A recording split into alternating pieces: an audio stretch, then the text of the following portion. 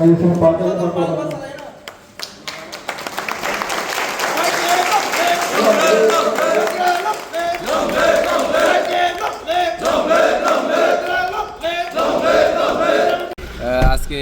আমাদের ওয়াইটিএফের 5th foundation day এটা celebration করা হয়েছে আমাদের এজামারা কমিউনিটি হলে।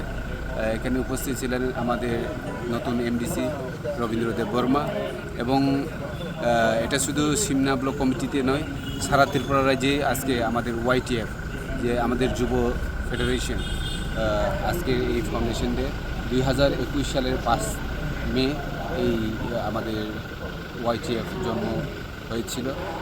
সুতরাং সেই কারণেই আজকে 5th ফাউন্ডেশন ডে আমরা এখানে সেলিব্রেশন করেছি।